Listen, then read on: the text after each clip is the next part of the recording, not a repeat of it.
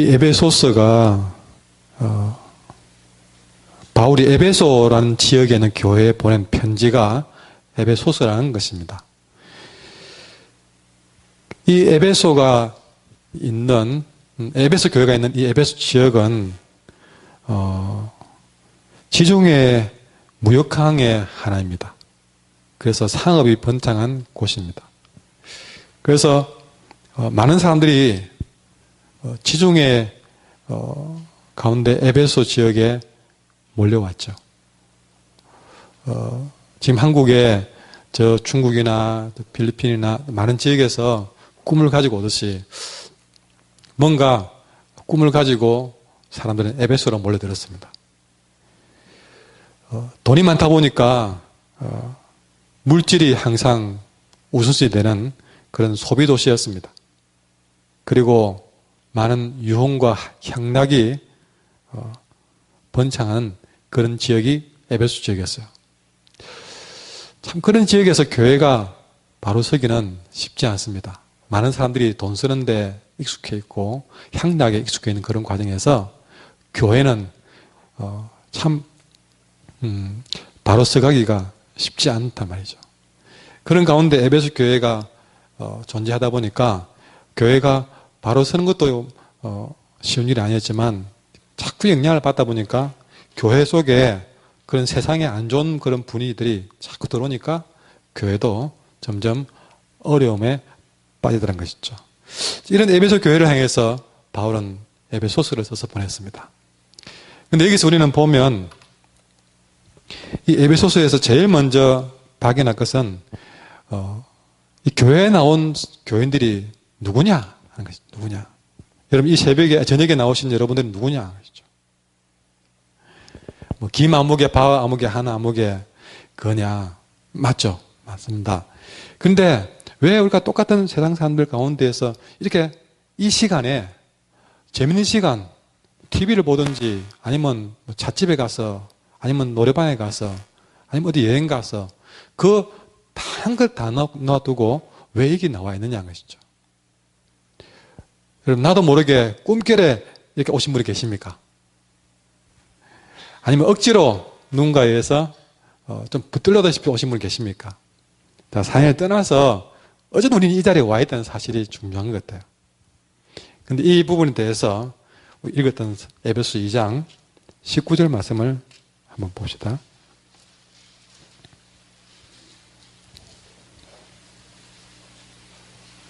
19절에 20절에 제가 읽어드리겠습니다. 그러므로 이제부터 너희는 외인도 아니고 나그네도 아니고 오직 성도들과 동일한 시민이요 하나님의 권속이라. 너희는 사도들과 선지자들의 터 위에 세우심을 입은 자라. 그리스도 예수께서 친히 모퉁이 돌이 되셨느니라. 여기서 말하는 것은 저와 여러분은 오직 성도들과 동일한 시민이다. 예, 거룩한 백성으로 불러주셨다는 것입니다. 또 하나님의 권속, 하나님의 가족으로 불러주셨다는 사실이죠. 자, 알고 왔던 아니면 좀 내가 모르고 누구에게 끌려왔던 따라왔던 상관없이 우리가 적어도 여기서 신앙생활을 하는 사람이라면 저와 여러분은 똑같은 사람이지만 하나 더 플러스해서 우리는 하나님의 가족으로 부름을 받았다는 사실이죠. 저와 여러분은 이 시간에 하나님의 가족으로 왔습니다. 그리고 좀 더 넘겨서 5장 8절 말씀 같이 읽겠습니다. 시작. 너희가 전에는 어둠이더니 이제는 주 안에서 빛이라. 빛의 자녀들처럼 행하라. 아멘. 우리가 이곳에 빛의 자녀로 부름을 받았다는 사실을 말해주고 있습니다. 아까는 하나님의 가족으로 성도로 거룩한 백성으로 부름을 받았고 빛의 자녀로 부름을 받았다. 좀 다르게 말한다면 아까 2장에서는요. 하나님의 가족답게 살으라고 부르신 것이에요. 5장 8절에는 빛의 자녀답게 살으라고 부르신 거예요. 어느 드라마를 보니까 모스트라는 무슨 패션 잡지 회사에 대한 내용을 가지고 이야기하는데 그 편집장이 자꾸만 하는 말이 모스트스럽게 그러다가 모스트스럽게 그 복장 보고 모스트스럽지 못해 그러는 거야. 어떤 거는 아주 자기 마음에 들 때는 정말 모스트스럽군 그러거든요. 그걸 예서로 봤는데 그 말이 아주 매력이 있는 거예요. 우리도 이 땅에 살면서 똑같이 밥 먹고 살지만 조금 더 한 걸음 더 나가서 좀 이제 하나님의 가족답게 빛의 자녀답게 살아봐야 안 되겠냐 것이죠. 그리라고 우리를 부르신 것도 아니냐. 여러분, 이 저녁에 여러분을 부르신 것은 그렇게 한번 살아봐라고 부르신 것입니다. 사실은 우리가 그렇게 살기에는 부족합니다. 이 말을 전하는 목사님 저도 하나님 가족답게 빛의 자녀답게 산다고 말하기는 참 민망할 정도로 삽니다. 그러나 그럴지라도 한번 그래 한번 살아봐라 하는 것이 살아봐라. 그래 살아봐라고 우리에게 이 시간에 우리에게 기회를 주신 것입니다. 기회를요. 노래도 참 못 부르고 부르기 싫은데 안 나오면 쳐들어간다 둥다 어째입니까? 자꾸 노래 부르내면서 안 나오잖아요. 그러면 뭐 안 나오면 쳐들어간다 하고 막 그렇게 해서 자꾸 부르기 시키잖아요. 그래서 나와가지고 진짜 못 부를 것처럼 부르는데 반주 딱 틀어주고 딱 쳐듬내는데 우와 너무 잘 부르거든요. 그때 아이고 안 시켰으면 어쩔 뻔했노 그 말 바로 나옵니다. 아까 저 영상 보면서 제가 느낀 거예요.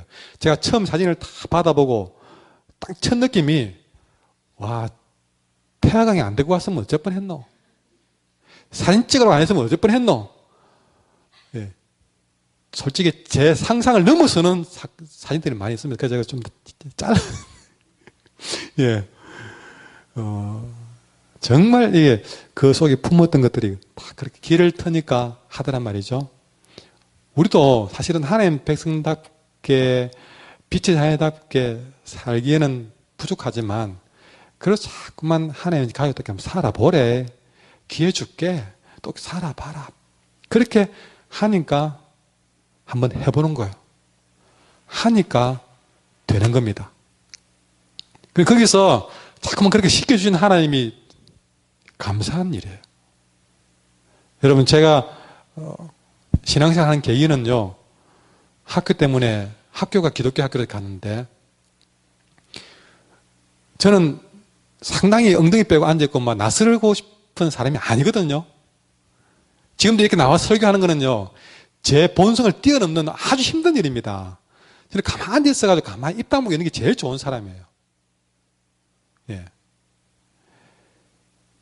그래서 어머니가 제가 목회하다 보니까 이해가 안 돼서 제가 집에서 본 이게 자기 아들은요 하루 종일 하나도 말 안 하는 아이거든요. 그러다가 말을 많이 해야 돼 목회를 하니까 이해가 안 되는 거죠. 근데 이런 제가 이렇게 목사의 자리까지 오게 된 그 첫 단추는 뭐냐면 세상에 노래도 악보도 못 보는 사람을 친구들이 중창단으로 넣었던 거예요. 저를. 이 베이스 해라. 베이스가 뭔지 듣도 보도 못한 아이를 중창단의 베이스 멤버로 넣은 거예요. 그것이 나는 계획한 일도 아니었지만 그렇게 부름을 받아서 참여함으로써 제가 평생 탄핵 사역자로 살게 만든 계기가 됐단 말이죠. 그러니까 주님이 우리 보고 자꾸만 하나님 자녀답게 살아볼래? 빛의 자녀답게 살아볼래? 하고 우리를 이 시기에 이렇게 불러주신 것을 우리는 예사로 여기면 안 된다 얘기죠. 억지로 나왔던 자발로 나왔던 주님이 나를 그렇게 한번 살아봐라라고 부르신 것이구나 하는 마음을 가지고 한번 살아봐 보십시오. 여러분 안에 어떤 놀라운 빛의 자녀들의 모습들이 드러날 것입니다. 그 카메라 앞에서 여러분 찍어 놀았던 그 보이지 않았던 모습들이 이렇게 살아봐라는 말씀 속에 순종해 볼 때에 내 속에도 하나님의 가족으로서의 그런 기질이 있다는 사실을 보게 됐던 것이죠. 자, 그렇게 우리는 부름을 받았습니다. 빛의 자녀답게 살으라고 부름받았습니다. 근데 그렇게 부름받은 자들은 오늘 본문에서 15절에 그런즉 너희가 어떻게 행할지를 자세히 주의해봐라. 그렇게 빛의 자녀로 살려면 어떻게 살면 되겠습니까? 어떻게 행할지 한번 자세히 한번 주의해서 들어봐라는 것이죠. 그렇게 해서 이 땅에서 지혜 없는 그런 빛의 자녀가 아니라 지혜 있는 빛의 자녀로 살아봐라. 그럼 어떻게 하는 것이 지혜 있는 빛의 자녀로 사는 길인가? 세 가지를 오늘 말씀드리려고 합니다. 어떻게 하면 지혜 있는 이런 빛의 자녀로 살 수 있는가? 첫 번째, 따라합시다. 세월을 아낍시다. 예. 세월을 아끼는 것이 이 땅에 빛의 자녀로 살아가는 지혜다 것입니다. 여러분, 진정한 우리가 빛의 자녀는 세월을 낭비하고 세월을 허송세월 보내는 사람은 아무리 봐도 빛의 자녀로 사는 삶은 아닙니다. 정말 이 땅에 하나님의 자녀는 하나님의 자녀답게 살려면 세월을 아껴야 된다는 사실이죠. 여러분, 금방이지 않습니까? 금방 이제 벌써 11월 달 와버렸어요. 11월 달로. 달력 나눠준 지가 어제 같은데 벌써 이번 주간에 제가 달력 주문했습니다. 그렇게 세월은 1년에 금방 가버렸어요. 어제 제가 한길교회 처음 왔을 때에 그때 한 성도가 전화가 왔어요. 목사님, 동네 들어왔는데 찾아봐도 되겠냐고. 반갑다고 들어오시라고 만났는데 이야기를 하다 보니까 그분과는 1년 정도밖에 안 했었는데 얘기를 하면서 이야기 그때 한 무슨 오랜만에 만났는데 10년 만에 만났네 이랬습니다. 깜짝 놀라는 거예요. 10년 만에. 뭐 잘못 계산한 거 아니냐고. 자기는 한 2, 3년 생각했답니다. 근데 제가 온 지가 벌써 11년을 다 채웠는데 그러니까 이해가 안 된다. 이해가 안 된다. 여러분 그렇게 2, 3년 같이 벌써 10년은 지나가 버렸다는 사실이죠. 근데 여러분 이 세월이라고 말할 때에 세월은 방금 말씀드리는 시간을 말합니다. 뭐 제일 단순하게는 시간을 말합니다. 근데 여러분 이 세월은 오늘 본문에서 기회라고 해도 해석이 됩니다. 기회. 여러분 내게 주어진 세월을 아끼자. 내게 주어진 기회를 잘 활용하자. 그것이 하나님의 자녀로 지혜롭게 사는 길이다. 근데 여러분 여기서 시간이란 세월을 시간이란 말로 볼 때에 똑같은 시간이라도 전혀 다른 시간이 있다는 것입니다. 그것이 헬라어로 두 가지 단어를 쓰고 있는데 시간이라는 단어를 두 가지가 있는데 하나는 크로노스라는 단어가 있고 하나는 카이로스라는 단어가 있습니다. 근데 이 크로노스는 똑같이 우리가 그냥 보면 시간이죠. 우리 한글 단어도 바다에 떠 있는 배, 또 과일 배, 또 이 배. 똑같은 단어지만 다르잖아요. 시간도 똑같은 시간이지만 두 가지가 다른데 크로노스라는 시간은 뭐냐? 우리가 알고 있는 그런 똑딱똑딱하는 그런 시간을 말합니다. 온 우주의 기본적인 시간을 말합니다. 그런데 똑같은 시간을 말하는 카이로스는 뭐냐? 하나님의 시간을 말합니다. 하나님의 기회, 하나님의 시간, 하나님의 때. 시간이지만 두 개가 너무나 차이 난다.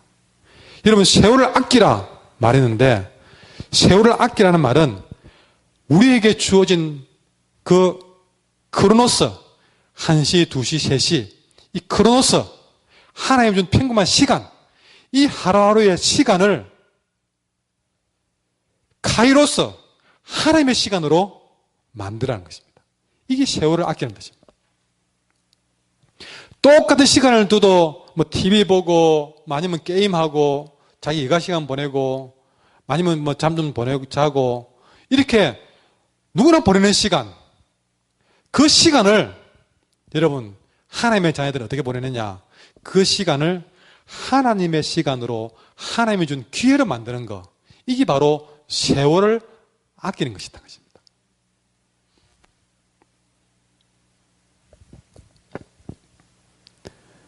어떤 왕이 유명한 화가에게 기회를 그림으로 그려봐라 그러니까 화가가 이 기회를 그림으로 그렸는데 벌거벗은 사람의 앞모습만 그리고 다른 곳은 전부 새까맣게 칠해버린 것이죠. 왕이 화가에게 왜 이렇게 그림을 그렸느냐 물으니까 화가가 기회는 앞으로만 오고 지나고 나면 시커멓게 그린 것처럼 그걸로 끝이 난 것이죠. 기회는 앞에만 있지 지나고 나면 도무지 잡을 수가 없다. 그런 의미에서 그렇게 그렸다는 뜻입니다. 여러분, 빛의 자녀로 산다는 사람, 우리 믿는 사람들은 똑같은 시간을 주어도 시간에 대한 생각이 달라야 된다. 아까 말씀드렸죠. 평범한 물리적인 시간, 이 크로노스를 우리가 시계를 보면서 찾는 이 크로노스를 그것이 1시간이든 10분이든 하나님의 시간으로 하나님의 기회로 만들어갈 때 여러분 우리가 만든 그 세월을 아껴서 만든 하나님의 시간, 하나님의 기회가 우리 가정을 바꾸고 이 땅의 어두움을 물리쳐낸다는 사실입니다. 하나님은 그런 시간을 사용하신다는 사실이죠. 우리가 24시간 시간이 아무리 남고더라도 여러분 시간을 우리가 몇십 년을 보내도 그냥 보낸 시간들은 하나님의 역사에 아무런 소용도 없습니다. 그러나 내가 짧은 세월을 살더라도 그 주어진 시간을 하나님의 시간으로 만들 때는 내가 다니엘도 되고 모세도 되고 다윗도 된다는 것이죠. 그들이 다윗이 되고 모세가 된 이유는 똑같은 시간을 하나님의 시간으로 만들 줄 알았기 때문에 그들이 다윗이 된 것이에요.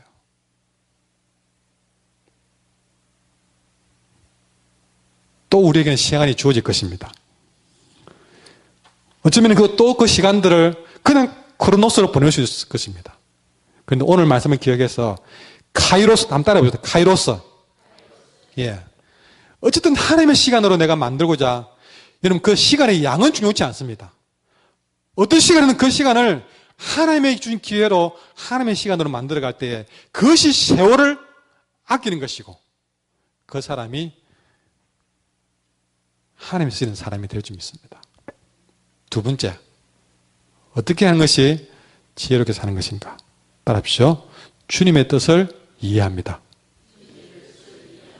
예, 17절 말씀 가지겠습니다. 시작. 그러므로 어리석은 자가 되지 말고 오직 주의 뜻이 무엇인가 이해하라. 여러분, 참으로 이 땅에서 예수 믿는 사람으로서 지혜롭게 사는 길은요, 그 순간순간 주님의 뜻을 잘 하셔야 됩니다. 2015년 11월 달을 맞이한 내 삶에 주님이 뭘 원하시는가, 주님의 뜻을 이해하셔야 된다. 근데 여러분, 그러려면 하나님이 내게 준 말씀을 잘 깨닫고 이해하셔야 됩니다. 매 주일날 왜 오늘 우리는 이 말씀을 받아야만 했는가? 그 말씀을 듣고 그 말씀을 잘 이해하셔야 됩니다. 그리고 내 삶에서 일어나는 하나님의 교훈을 잘 이해하셔야 된다는 거죠. 오늘 낮에 뭐라 했습니까? 고난만 우리가 보지 말고 그 고난 속에 감추어진 축복을 보자 했잖아요. 고난만 보는 사람이 있고 고난 뒤에 감추어진 축복 보는 사람이 있다는 뜻이죠. 삶이 같을 수가 없습니다. 전에는 고난만 보고 고난만 오면 왜 나를 버리냐고 원망했지만 고난 뒤에 축복을 보기 시작하는 순간부터 원망은 바꿔지고 고난을 당하면서도 기뻐하는 삶으로 바뀌는 것이죠. 삶이 확 달라지는 것입니다. 이렇게 내 삶에서 일어날 일들을 제대로 이해하면 삶이 다를 수밖에 없어요. 우리가 이 땅에서 지혜롭지 못한 이유는 왜 어리석었냐? 주님의 뜻을 이해 못해서 그렇습니다. 이 나이 상관없어요. 배운 건 상관없습니다. 어떤 말씀이든 그 말씀에서 다 할 필요도 없습니다. 한 가지라도 그 말씀에서 내게 주는 교훈을 제대로 이해하고 살면 된다는 것이죠. 우리가 매번 우리는 대단하게 모든 사건을 다 깨달을 필요는 없습니다. 그리 못 삽니다. 그러나 적어도 한 사건이라도 이 사건을 통해서 주님이 이루고자 원하시는 주님의 뜻만 하나씩 이해해 간다면 우리의 삶은 달라질 것이다. 그렇죠?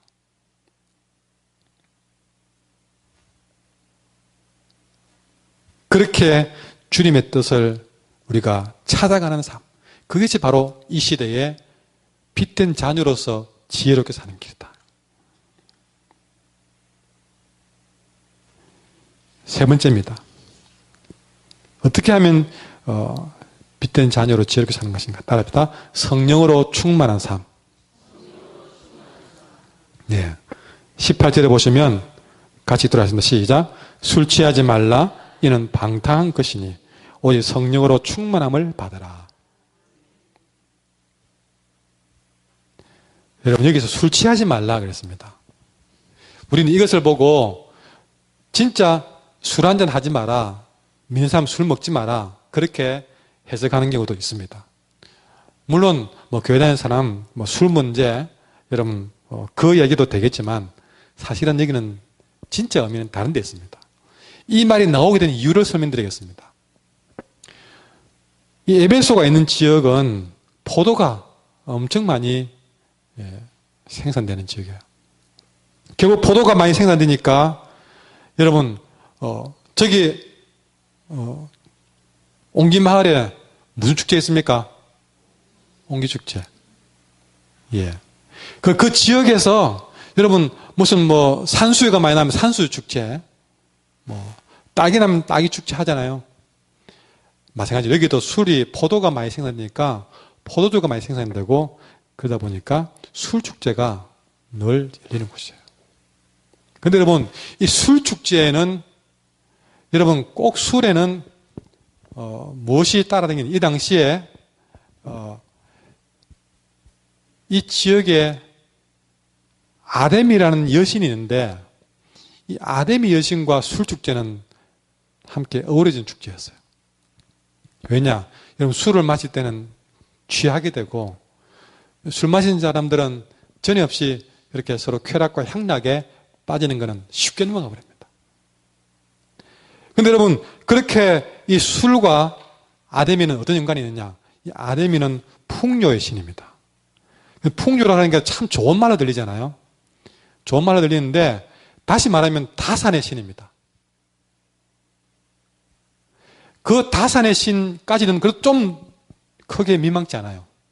그런데 여러분 그 다산의 신을 통해서 그들은 이 다산을 위한 성적인 쾌락이 당시되는 축제를 열면서 이거는 아데미 신의 축복을 받아서 많은 자손을 번창케 하는 일이라 그러면서 성적인 행락이 아주 노골적으로 성전에서 벌어지곤 했던 것이죠. 대놓고 이 술축제와 아데미 신의 축제와 성적인 축제는 한꺼번에 이루어지는, 그러니까 타락한 성문화와 술문화와 우상이 어우러진 그런 축제가 바로 이 에베소의 축제였다는 사실입니다. 그리고 집집마다 아데미 신상을 두었는데 그냥 이렇게 하는 정도의 신이 아니었어요. 완전히 그들 마음속에는 성적으로 개방된, 성적으로 문란한 생각이 아데미 신을 섬기면서 그냥 허용돼 버린 겁니다. 그러니 에베소에는 쾌락의 영, 무질죄의 영, 난잡의 영, 이것이 아데미의 신이었어요. 술의 영. 그러니 오늘 술 취하지 말라 이 말은 그냥 술 먹지 말라가 아니라 이런 술축제에 빠진 아데미 여신에 빠진 이런 것에서 깨어나라 그 말입니다. 전에는 술로 충만했고 성적으로 충만했고 난잡한 영으로 충만했고 아데미의 신으로 충만했던 자들이요, 거기서 깨어나서 성령의 충만함을 받아라. 아데미의 신에 빠진 자들이요, 그것은 방탕한 것이니 거기서 깨어나라. 거기 술 취하지 말라. 반드시 술 취하면 그 풍요의 신 아데미의 신에 빠지게 된다. 그러면 성적으로도 물러나게 된다.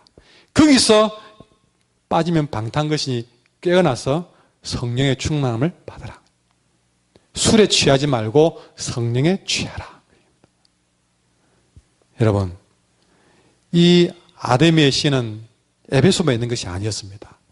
우리가 사는 이 시대도 아데미의 신은 아니지 몰라도 그 아데미의 신의 쪼개 같은 그런 쾌락의 영으로 이 세상은 얼마나 술 취해 사는지 모르겠습니다.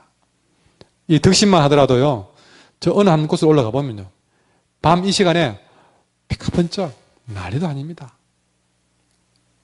남진 저도 그 길을 지나가기가 두려울 만큼 굉장히 이 지역의 한쪽은 그렇게 점점 그런 술집이나 노래방으로 이런 쾌락의 밤문화로 점점 이곳이 번져가는 것이 너무 걱정스럽습니다. 그런 쾌락뿐이겠습니까? 여전히 우리 마음속에는 물질이, 돈이 신처럼 최고로 여기고 있지 않습니까? 쾌락에 빠질 뿐만 아니라 물질적으로도 풍요로움을 숭배하고 있습니다. 그래서 부자 되는 것, 돈 많이 버는 것, 그게 성공이라 생각하고 있고, 그렇게 거의 우상화되다시피 풍요로움에 빠져들고 있습니다. 이런 우리들에게 당부합니다. 술 취하지 마라. 그 풍요의 신에서 깨어나라. 쾌락의 영에서 깨어나라. 말하면서 술 취하지 말고 성령에 취하라고 말씀하고 있습니다. 그 성령님은 우리를 쾌락으로부터 건지고 풍요로움의 승부로부터 건지면서 우리를 새로운 세상으로 이끌어갈 줄 믿습니다. 그렇게 새로운 세상으로 이끌어가라고 오늘 저를 통해서 한 가지 한 가지 우리가 빛의 자녀로 사는 길은 뭔가를 말씀해 주고 있는 것이죠. 아까 말씀드렸던 한 가지 한 가지가 다 빛의 자녀로 성령 충만하게 사는 길인 줄 믿습니다. 우리가 적어도 이 세 가지만의 삶을 살아도 빛의 자녀로 부족함이 없도록 이 땅에 살아가게 될 줄 믿습니다. 여러분, 오늘 주신 말씀처럼 저와 여러분은 이 땅에서 세월을 아끼고 그리고 우리에게 주어진 주님의 뜻을 바로 이해하고 성령으로 충만한 삶을 통해서 세상을 변화시키는 빛의 자녀가 되기를 간절히 소망합니다. 함께 찬양